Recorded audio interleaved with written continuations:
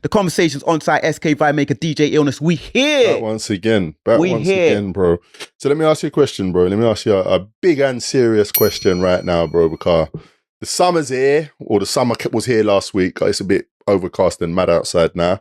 And festival season is here. And we done a podcast many months ago when I was so excited about the festival season, and it's here. Have you been to any festivals? Are you going to any festivals now that it's here? Like, what are you telling me? Because you was all some bar humbug thing when I mentioned it before, like, festival, blah, blah, blah, blah. Have you, what were you telling me? I'm not planning on going to any festivals this year. Still not? No, I'm not planning on going to. Just Travis Scott, yeah? I haven't been to any festivals this year so far. I don't know if I've reached festival fatigue, because there were some years that I was going to festivals back to back. Like, I was going to multiple festivals, like back to back years. And there was one festival in particular that I used to go all 3 days as well. So I feel like maybe I've reached a festival fatigue, and maybe I might come out of that fatigue in the next few years. But I just don't feel compelled, inspired, motivated to go to a festival at the moment. I don't feel like I'm missing anything. I've seen a lot. And yes, that Travis Scott, that show that we are going to, is going to be like a festival, because it gets very rock starish, it gets very amped, it gets very, Travis Scott had that incident, like, was it last year or whatever, when people died and people got crushed, like, you know what I'm saying, the Astro World Festival. So it gets very, turn up's not even the right word, gets crazy. Where are you going? You've been to a few. Well, I've not been to a few. I've not been to a few. I've been to one, and I don't even know if it qualifies as a festival, because I'll get to that. But the reason why I'm bringing up festivals is because last weekend we had the most iconic, or the most reputable festival of British festival history, Glastonbury. And I have all different type of takes for this festival. Did you pay any attention to Glastonbury, bro? I mean, come on. Can we not pay attention to Glastonbury? It's one of the biggest festivals on the planet. It's been going since 1970. It attracts 200,000 people. Less than Carnival. You know what I'm saying? Carnival's not a festival. I had to put it in there. It attracts 200,000 a year. It's predominantly been seen as a rock festival, guitar-led. There's been some exceptions to that, with your Jay-Z's in 2008, I was Kendrick there. Lamar's, your Beyonce's, and now your SZA this year. Now, some people might say, what is SZA doing headlining Glastonbury? Because back in 2008, when Jay-Z headlined Glastonbury, there was a lot of pushback. Noel Gallagher from Oasis says he's not having Jay-Z at Glastonbury. We might have Kylie Minogue on a Sunday, but that's about it. And obviously, Jay-Z came out on the major bands, performing an Oasis song at the beginning of his set. Do you know what I'm saying? And done his thing. I also forgot somebody else who performed that and headlined Glastonbury as well, was Kanye. I'm here for the joke. Give me the joke, man. So when Jay-Z performed Public Service Announcement, I was in the crowd. I was in the crowd losing my absolute, and I was the only one that knew the lyrics, bro.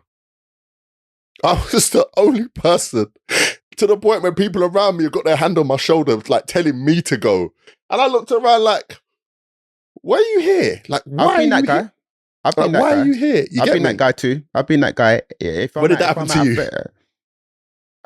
I saw Jay-Z. I feel like, what was that?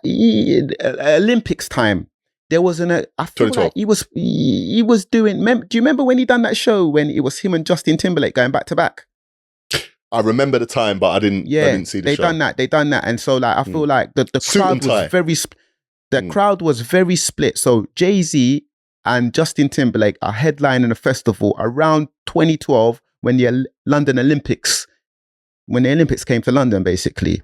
And so you've got a very split crowd. You've got your general music fans that are wondering what's going on. You got a lot of Justin Timberlake fans, and you got some Jay-Z fans. So when the Jay-Z songs are getting performed, they're loving it. But the Justin Timberlake fans are like, what's going on? When the Justin Timberlake songs are getting performed, Justin Timberlake fans are loving it, but the Jay-Z fans are like, what's going on? And I'm losing my mind. I like both of them. I obviously like Jay-Z more. He's one of the greatest rappers of all time, one of the greatest musicians of all time, in my opinion. So I've been that person in the crowd losing my mind, you know what I'm saying? But I feel like when it came to the 2008 performance of Jay-Z headlining Glastonbury, which they hadn't seen before. They hadn't seen that. Like, rappers were not headlining Glastonbury. That was an education for a lot of people as well. People have heard of the Jay-Z legend. They'd heard of like this great rapper, but maybe not paid as much attention. So leading up to that, people who would have done their research, and then on the day they would have gotten an education. So yeah, man, I feel like that might have been, you know, what you've experienced. I think that's a good reference or a good thing to point out, given the fact that of the discourse that's been going on post SZA's performance. Now, listen, I think I need to upgrade my membership, bro. I think I'm not only a member of the Kendrick Lamar Stan Club. I think I need to upgrade my membership to just TDE Stan Club membership. Do you understand what I'm saying? I think that's where the membership needs to go now. Can it be upgraded? Can it be upgraded if you're not paying as much attention to Schoolboy Q, J Rock, Isaiah Rashad? So this is what I'm saying. Now, man needs to go and investigate. Like, I need to see Schoolboy Q on his next trip over. I need to see I need to see all of them, because as far as I'm concerned, obviously you touched on it last conversation we had. PJ Lang is obviously involved in a lot of the creative direction for the TDE artists, or has been in the past. I know he's moved on to do bigger and better things. But what they're doing, like Steph London, is just completely separate, right? So SZA has obviously headlined the Sunday, as you've touched on. There's been Glastonbury on the pyramid stage. Right. There's been conversations about, you know, X, Y, and Z, why SZA, blah, cool, right? And I want to come back to this whole genres at festivals. I think that's the conversation. But I saw SZA at British Summertime, which I'm not sure, is it a festival? Because it was more like a concert. Like, people were there all day, but people came to see SZA. Like, I think it definitely qualifies as a festival, definitely. With all due respect to Sampha, his set was really good, but I sat in the VIP. Bougie! Shouts out to, listen, I saw so many people in this VIP, but Sampha performed, and where the VIP section was, you could see the stage. So I just sat down and enjoyed his set. It was very Who calm, did you see in the mellow. VIP? Oh, loads of people, man. I don't even know where to start. Chucky was there. Kennedy Taylor was there. It was just industry people, not necessarily like artists. But anyway, there was a load of people that I saw that I bumped into. What I'm saying is this. So I enjoyed his set. I went out to see Snow Allegra's set because I'd never seen Snow Allegra perform live before. And I've got to be honest, I don't know a lot of Snow Allegra songs, but what I know is that woman can sing, goosebumps on the edge of your forearms. Sing, my bro. Can I say to you now? Can I say Illness now? Maybe you understand a bit more, because I don't know if it's on the record, but I feel like me and you have had a little bit of a back and forth in regards to. Hold on. In regards to Snow Allegra, love and appreciation. Okay. And I feel like you've been the guy that's played her down a little bit, and I've been like, nah, Snow Allegra. No. I want to get back to Glastonbury, but to retort what you're saying, I'm putting Snow Allegra in a similar space, even though I think she's a better singer than Georgia Smith. I mean, Georgia, what's her name? Is her name Georgia Smith? Yeah, Georgia Smith. Yeah. We get them. It went mad. Anyway, in terms of the fact that the voice is amazing, but not every song appeals to me. Yeah. So, but Snow Allegra, listen to me, guys. Yeah. I seen her Valentine's 2022 in Bristol. Me and wifey, we went there. Come on. Shout out to Allegra Snow. That is a performance and a half. And I just wanted to give her some respect on this thing. So I've just seen SZA the day before the Glastonbury performance. And obviously the two shows, sets even, are exactly the same. Why would you change it? You're coming to England. The same people are not going to be at both shows because they're 2 days apart. So you can do the same set. Listen to me, bro. The staging, the production is just... You've just not seen this, bro. You're talking about what you saw at BST, British Summertime, as opposed to Glastonbury. It was the same stage, bro.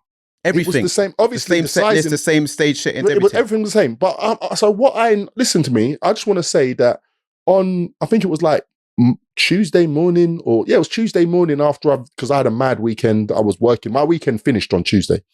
I was in my phone watching videos again, back at that performance, like just reminiscing because it was just that good. And then to see what people were saying about SZA's performance, the fact that, you know, the Pyramid Stage was the emptiest it's ever been on a Sunday night, the last night of Glastonbury, was like, what are you talking about, Willis? Like, what happened over there? What actually happened over there? Because I just saw that and it was insane. Did Glastonbury mess up by maybe putting her as a headliner, maybe not putting her on one of the other stages, which would have maybe been more appropriate? Or did they just mess up putting her on the lineup? Because I saw a lot of comments about people saying, who is SZA? People didn't know who SZA was. That is the conversation. That is the conversation. But before we get to that conversation, let's get to the feedback from people who were actually at the show. People saying that all day on that Pyramid Stage, they couldn't hear nothing. It's the sound engineer, right, for that Pyramid Stage, basically... Saying he had a bad day at work, yeah? He's in the job centre today. He's in his P45 got handed to him before the lights got unpacked. Well, you're saying he was as bad as the sound engineer when we went to go and watch 21 Savage at the O2. Yeah, I did say that, yeah. He was worse than that guy because 21 Savage sound was low, but we could understand what was going on. I've heard, this is all third party, I wasn't there, but I've third party heard that people are like, in the crowd, they can't sing along because they can't hear nothing. And it wasn't just SZA, it was all day. So I, before coming to this podcast, decided to watch the Burna Boy show. That looked good. It sounded fantastic because the BBC are brilliant at recording things and fixing levels. Let's not forget that part. Because the BBC they're responsible for broadcasting a lot of the the broadcast on TV. I'm not saying the sound engineer worked for the BBC. I'm just saying the broadcasting part, that's their thing. So it sounded fantastic, but you could see in the crowd, discourse. There was a little bit of a disconnect. Lil Sims, the performance I watched of hers. Put some respect on Simbi. Was one of her biggest performance. And listen, man, Simbi's not just a good rapper. She's a performer. And she's done this thing and she's getting mad. And the crowd are looking at her. And I was like, I'm enjoying this from my house. You're there. Make it make sense. So obviously the sound engine. So if by the end of the Sunday, people have just gone home. Like, people have just had enough. I'm not going to put that solely on SZA. But so you're saying SZA's being used as a scapegoat? I'm saying there's contributing factors because the reason why I said Jay-Z was a great point to pull from, the people in that crowd didn't know Jay-Z lyrics. I was in there rapping certain songs by myself. But I tell you what, it was packed from the front to the back, to the back, to the back, to the back, to the back. To the back of the... You nearly said something crazy. Anyway, yeah. No, I didn't. So why was it so packed for Jay-Z that nobody wanted there, but it wasn't so packed for SZA, who has just had one of the most successful albums of 2022 into 2023? Why? Maybe because a lot of the people also, the more, you would say, more traditional Glastonbury goers already seen Coldplay headline the day before. And also there was other headliners on different stages that people were saying that they wanted to go and see. We saw the footage. There was evidently not a lot of people there when SZA was performing, which I think there was people there. Horrible. Yeah, I know, but it was a lot less than usual and a lot less of what you would expect for a headliner closing one of the biggest festivals of the world and in the UK. So let's not get it twisted. And I just feel like it's a bit of a punch in the ribs for a big patron of R&B as well. It's like people have used it as a moment to sort of defame SZA and sort of take a bit of a jab at R&B as well. And I just feel like maybe there's been just somewhat of a mismatch of putting SZA as a closing headliner on the Pyramid Stage at Glastonbury. Genres for festivals, man. Okay. Genres for festivals. Is that a statement that you are going to die on, or is that just something you're throwing out there, food for thought? Food for thought, man, because let's not get it twisted. Traditionally, what Glastonbury is known for is being a rock festival, a guitar-led festival.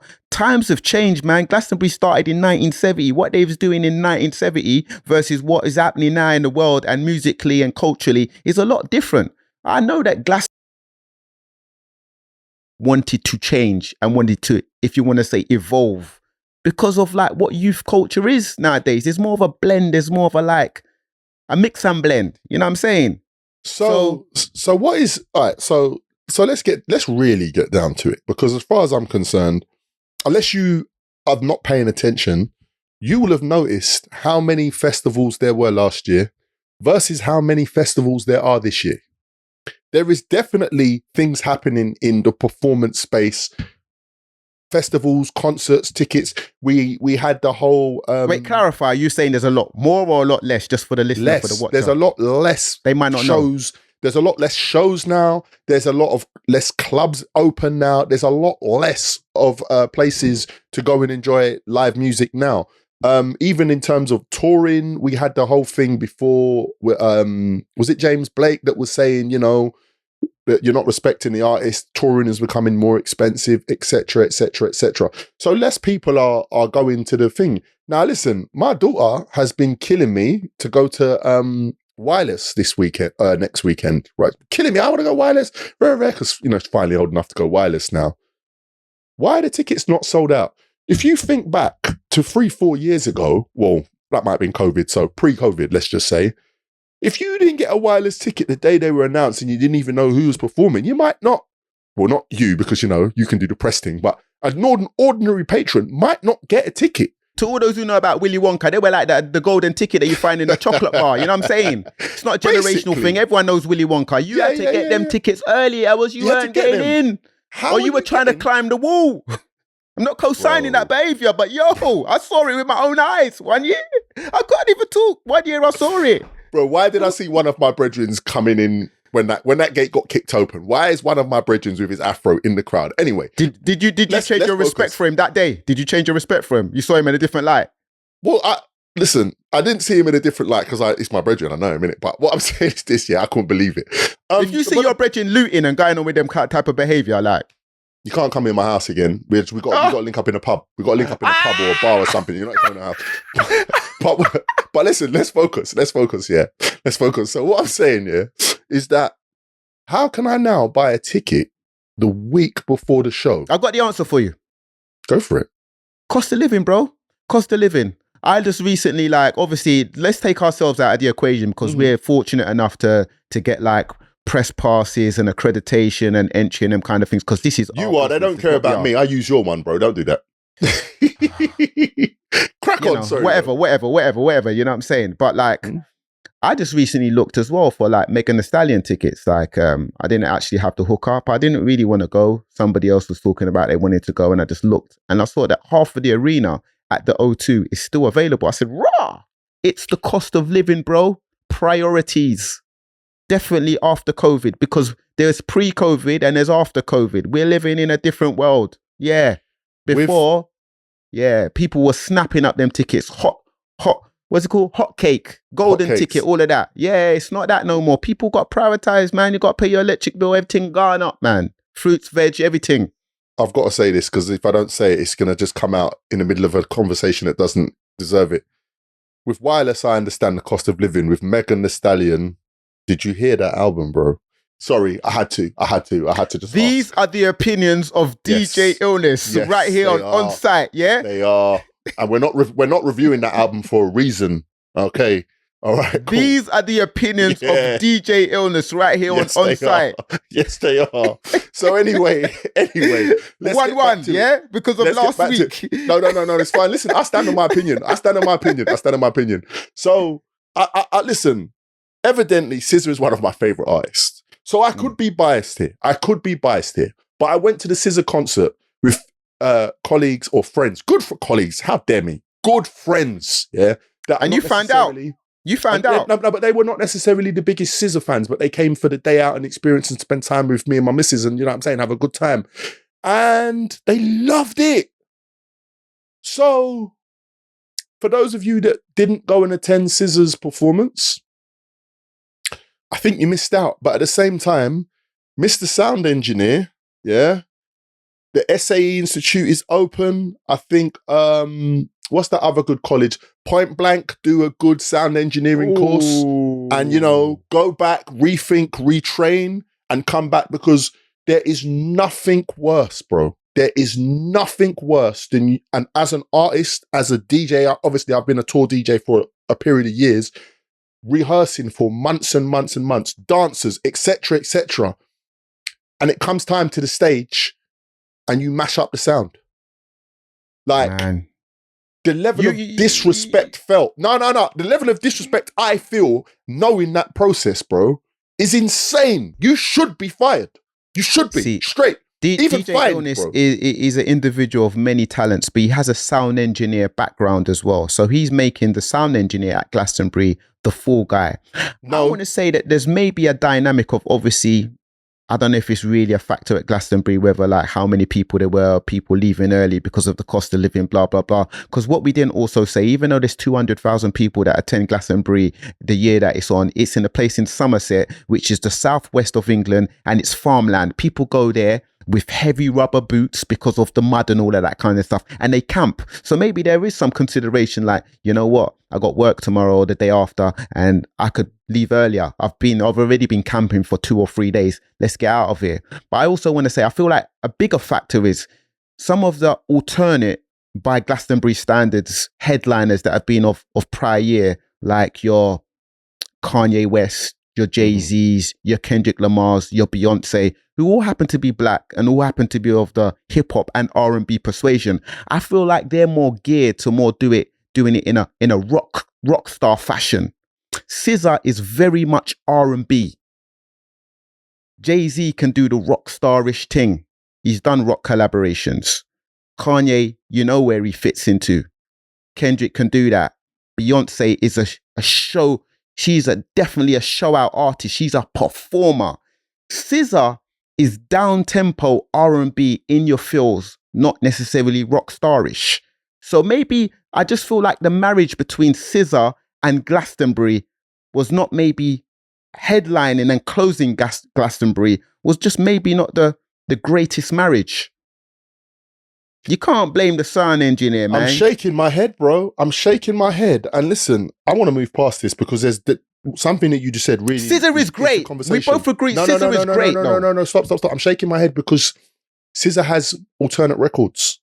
SZA makes records that are kind of like teenage dirtbag baby, like kind of sounding records. So she is kind of, and the set that she performed in this set was completely different to the set that she did at her concert earlier in or was it last year? Whichever one it was, earlier in the year or last year. So she came prepared for that audience. If they didn't show up, it's their business. The sound engineer was that. Something that I really wanted to get into is this whole idea of blending genres for clout, because ultimately that's what Glastonbury have done. Let's not cap, or that's the opinion of DJ Illness. They've blended genres for clout. They had Burna Boy on the same stage that they had Chris Martin of Coldplay, not a few hours or 24 hours before. Do you understand what I'm saying? So and what are you saying? You're saying fans can't have dynamic taste? So as well. Fans can have dynamic taste, but you cannot tell me that you should be asking, why is SZA on the same stage as Burna Boy? You can't tell me that. What? Is that a complete is that a complete disconnect? No. But it's what, if you've got a rock foundation, your rock foundation is thing, and you're putting all of these different sounding acts because maybe, you know, we're in 2024 now and we want to be inclusive, right? Like, you're doing too much. I hear you. Maybe something you said about stages earlier plays a factor. Maybe there should be a stage. But then I ask myself, and I really ask myself, if I really just want to go and hear black acts, I don't like the word urban. If I want to just go and hear black acts, what am I going to Glastonbury for, bro? Like, why am I going to go to Glastonbury when Glastonbury is actually closer to the capital of Wales than it is London? It's out there. It's out there below Bristol. People, like, you know, listening all over the world probably think, London and the UK is not that big. Like, listen, Somerset out there. You're talking a 4-hour drive. To go to Somerset is out there. But I want to state this though, like, I don't really feel like Glastonbury are blending the genres for clout. I feel like it's an evolution society, an evolution of culture, evolution of like trends, and definitely an evolution of a festival. But pardon the pun, the transition is going to be a rocky road, because Glastonbury has traditionally been known as a rock guitar led festival. And now if they want to go towards, you know, R&B and hip hop, that transition is going to be a rocky road, man. And it's as simple as that. I just feel like, and we love to see it though. We love to see these artists headlining and being involved in Glastonbury, because like they actually have been involved historically, but just to a lesser extent. Now they are actually headlining. So, you know what I mean? Like loads, like Wu-Tang, De La Soul, all these artists, that these rap acts have been at Glastonbury, but just maybe not headliners on the pyramid stage. There's a load of stages at Glastonbury. So yeah, man. Well, I'd just like to say that one of my greatest festival moments was actually at Glastonbury, where I think it might have been 2011, when we opened the other stage, which is the stage. Who's we? Opposite. Myself and Chip, well, Chip's show, but I was obviously his DJ, opened. And that was one of the first shows where I couldn't actually see the end of the audience. So listen, this is happening in real time.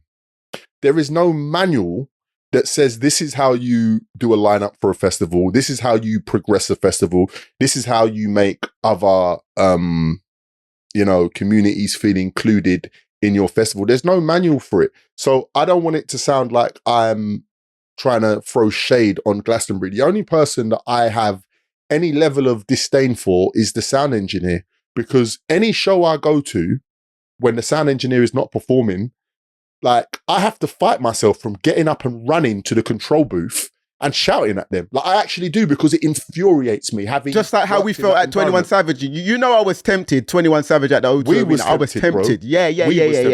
Yeah. So what I'm saying to confront the sound engineer. Say, yo, wagwan blood. What I'm saying is this though, yeah. Like, at the end of the day, there are many talking points around SZA.